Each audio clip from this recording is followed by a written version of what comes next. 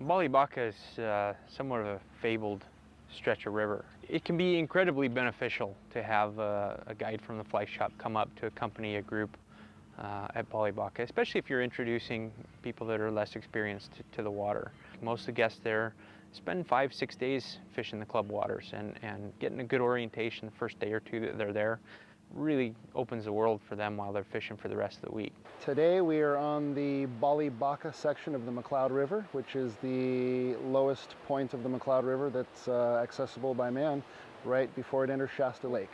We're doing a little fishing and we're doing some orientation on the river. We're going to be talking about the different ways to catch fish on this river. A guy can come out here very easily in a day, catch fish on streamers, catch fish on nymphs, and catch fish on dry flies. Okay guys, I laid out a few streamer patterns that I carry up here. We've got a wide selection of sizes and colors. Black tends to be pretty popular. So far today it's working well. But on days it doesn't work, I'll switch around to browns, olive, grays, even white sometimes. Sculpins are a big part of the diet of some of these fish, so we've got a lot of sculpin imitating patterns. This is a really nice small sculpin pattern right here. When that thing's wet swimming through the water, it looks pretty nice. We're going to rig these up on sink tip lines. My favorite is a 200 grain 24-foot tip for getting down deep in some of these big holes. You can use a shorter tip or a slower sink rate in some of the pocket water, but I prefer a little bit heavier rate to get down fast. And a lot of the flies I use are weighted, either with a cone head or weighted before they tie. We don't want a leader any longer than 6 feet. If the fly is far away from our sinking line, our line may sink, but our fly doesn't. So we want to draw the fly close to the line, therefore we're going to be using short leaders on these. And we're going to be looking for deep water, tail outs, boulders, breaking up a tail out with decent currents. I like to throw streamer at lower light conditions. The bottom end of this hole starts to tail out, which means it goes from fairly deep to shallow. And that in turn will condense the food from a 20-foot deep hole to a 6-foot deep hole. And a good mend to the left to prevent a belly forming in my line and my fly swinging out too fast. I want to keep it out there for a while. So a nice little mend. I feel like I'm pretty deep now. I'm going to start my nice slow retrieves. By slow retrieve, I mean a wrist strip. I just move my wrist when I retrieve, feeling for anything. And when I'm fishing a streamer, my rod is always pointed straight down my line, right to my fly. For maximum sensitivity, I can feel everything there. There he is. Oh, that's a good fish. Just got my fish on the reel. I didn't want the line to get caught in the rocks here. Fish is going towards the bank and I see a few sticks, so I got my rod out. There we go. I just brought him back out in the current, away from those rocks. Now he's safe. Fishing 3X tippet out here. When I fish streamer patterns, there's no light line about it. Healthy, beautiful McCloud trout. When I hold these guys, I slip a pinky finger just down from the abdominal fins and pinch the abdominal fins between my pinky and my ring finger. Gives me a good, nice hold.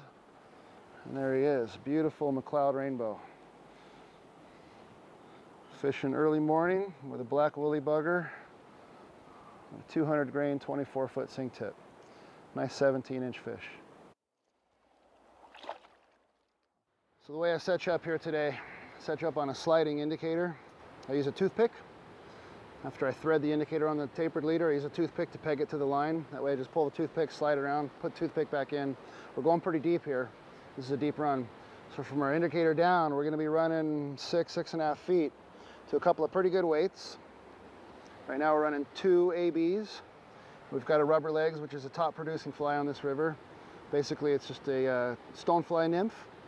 Below the rubber legs is our additional fly, or our dropper if you will. And in this case we're running a real small October caddis pupa. Any small nymph, like a pheasant tail, a micro may, a zebra midge, a caddis pupa. It's a good choice to run under a big attractor stone like this. And a lot of our bigger fish out here come on this attractor stone. Well, we just walked up real slow. And I know this spot, so I kind of knew to look for them, and there they are. They're here every time I get in here. Try that one. Okay. There, I'm not going to get stuck on the rock. Going to be just on the outside of our target fish, which is that big one sitting down there. We're getting near him. I'm looking at the fish. He's moving. He just ate. There he is. Indicator never moved. I was watching the fish because I knew the flies were right on top of him. The white of his mouth, hook set. Oh, yeah, that's a good one. That's the one we wanted right there, boys. There we go. Oh, he's a hot one. That's the big one we were after right there. Perfect. He moved right to the fly. I put the fly a little bit on the outside of him, away from the snag, so I didn't snag it. And I saw him move right over it, and I saw the white of the inside of his mouth. That's all she wrote right there. A nice 17-inch trout.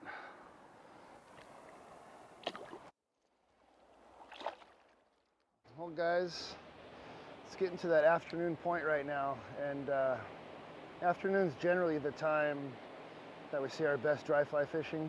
So we're going to go down and fish the bottom end of this flat where it starts to tail out. We're going to be looking for fish rising. We're going to switch our rigs over from indicators to dry flies, which means we're going to be using leaders probably between 9 and 12 feet long, tapering down to about 5X. And I do have a rig set up already with a small elk hair caddis. Oh, that's the second time I've had fish come to the fly while I've moved the fly. So that tells me they're eating bouncing caddis, or possibly they're taking it as a grasshopper. So I was just twitching it like a grasshopper. Long cast, flies out in the open. That's it's called dry shake. It's basically a desiccant. Removes all the moisture from the fibers of the fly, kind of like a fresh start. After the fly gets waterlogged a little bit, that'll remove all the water and get it floating again nice and high. We'll put a little coat of that powder on there. There's the take, there's the fish. First cast after the desiccant, got the stuff floating good, twitched the fly. The fish came to the fly on the first twitch.